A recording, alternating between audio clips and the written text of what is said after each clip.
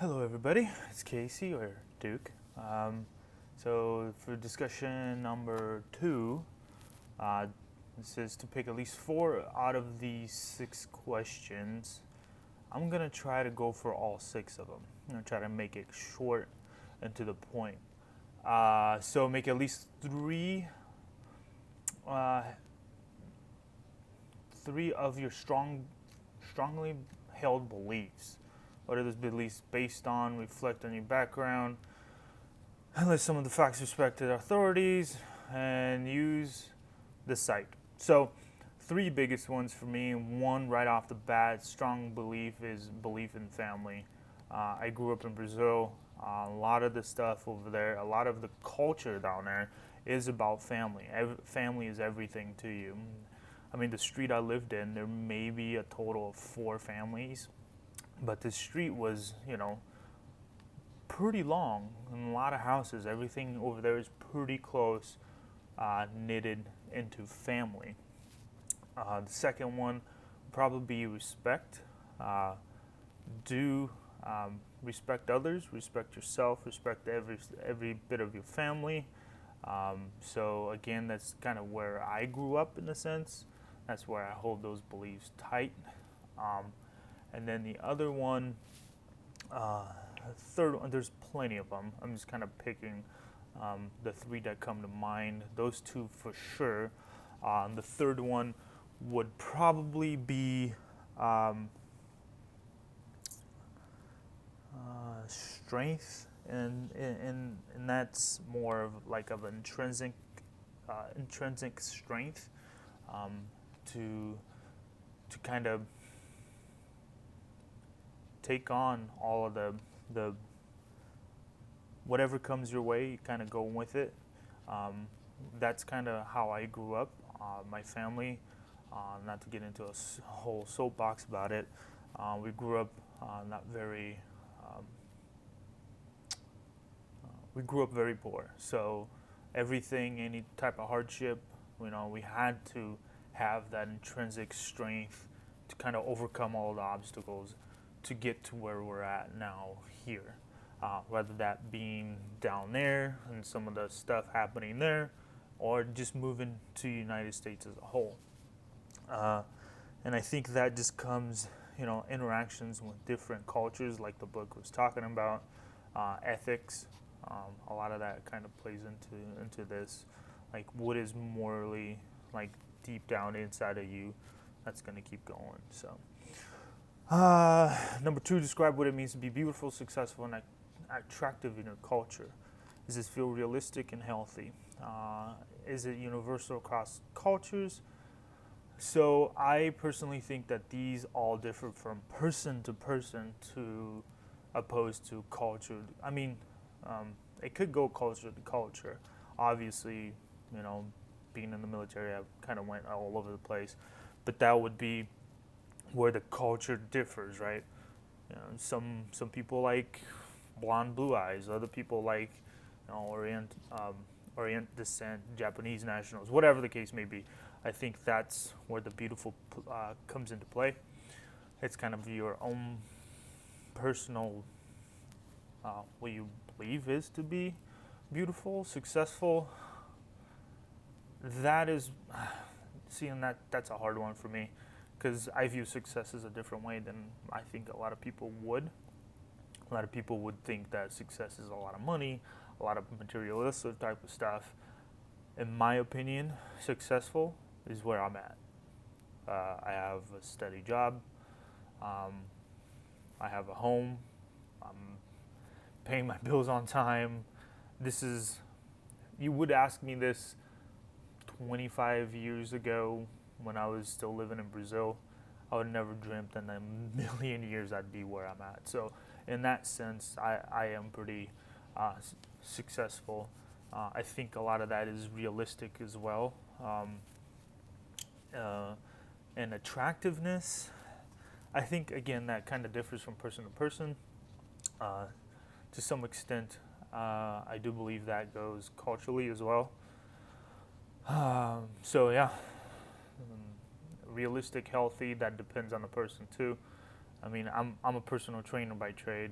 Um, well, not right now because I'm working for the base, but as a personal trainer, health to me is a little different than most. But I would still, say it's different from person to person what healthy really is. So yeah, and I think the book did mention some, not didn't they did mention about it how a lot of this stuff can be from region to region across the different continents will have different meanings of what this is for depending on where you're from. How does the process of perception limit our view or expand it? Can we choose? Can we choose how to perceive things? Compare your perspective with that with the text. Um, I think we can perceive things just because we're taking things out of context, in a sense.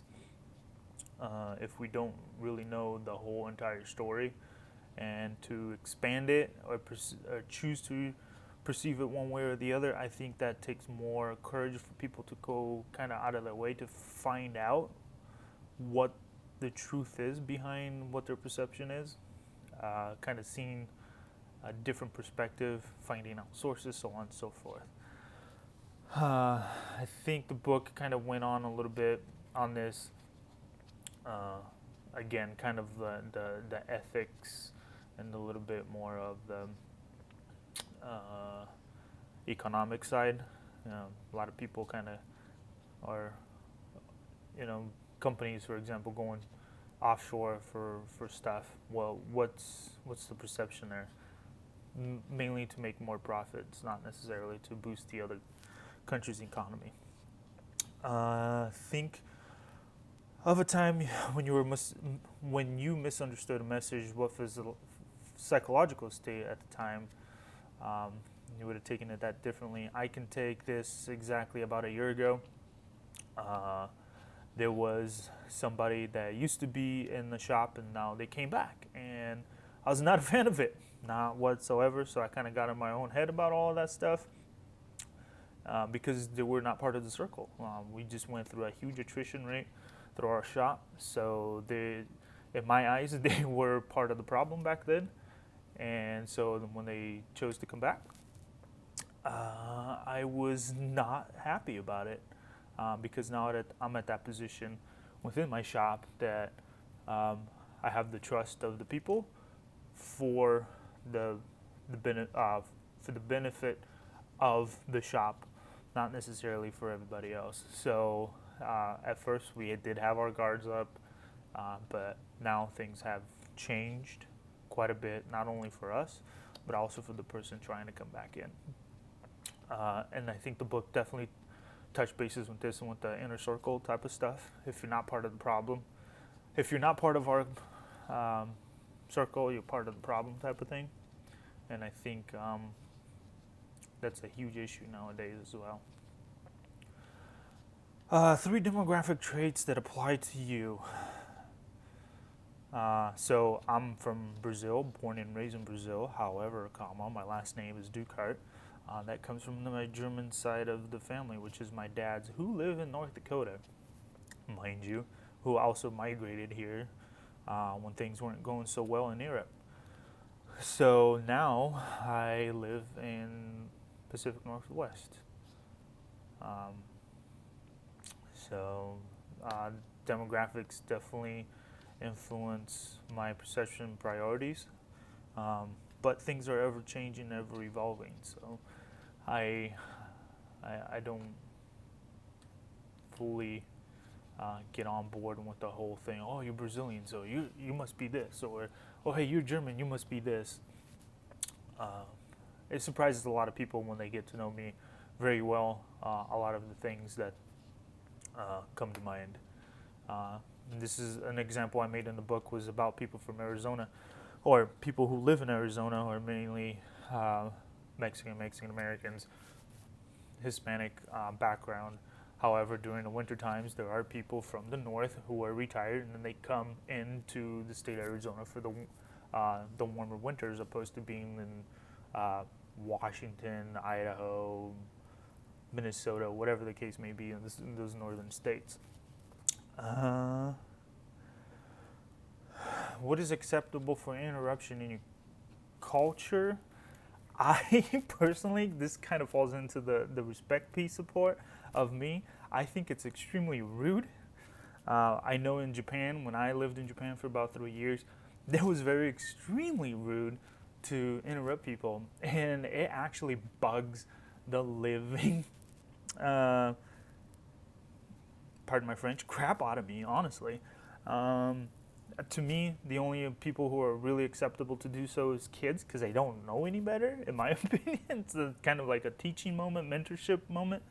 At work, whew, man, there's a lot of time. Well, not a lot of times. I had a few discussions with people, especially some of the older generation that I have in the shop. Now I'm in the leadership position of kind of gearing the shop to a certain direction, and older generations don't really agree with it, so they interrupt me all the time. So that's kind of a little bit of a headbutt, a little bit of friction, but we work it out. It's more of a mentorship from me to them, and it's kind of bringing back not as a reality check, but what's the word I'm looking for? Darn it. More of a teaching moment, excuse me, for them, and just kind of a reality check and saying, hey guys, what if I did that to you? Would you really like it, type of thing? And it usually turns out to be a good conversation at the end, where we kind of joke around it. And then after that, it's just more like, hey, you're doing it again, man. And then we just kind of get over it. But, it's just the way it is. Discussed in the text, I don't think that book really touched about it, but I think it's just more of those things about like other cultures perceiving that as being rude. Like I mentioned, I know for a fact Japan is one of those. I have an aunt that lives in France, but I think that's more because she also grew up in Brazil and then moved over there, where she's like, this is super rude, don't do it. But that's all I got for now, for tonight. Sorry I took 13 minutes out of your time, just kind of blabbing on for all 6 questions. I hope to hear some good things from you guys, and we'll discuss it a lot further. Talk to you guys later. Bye-bye.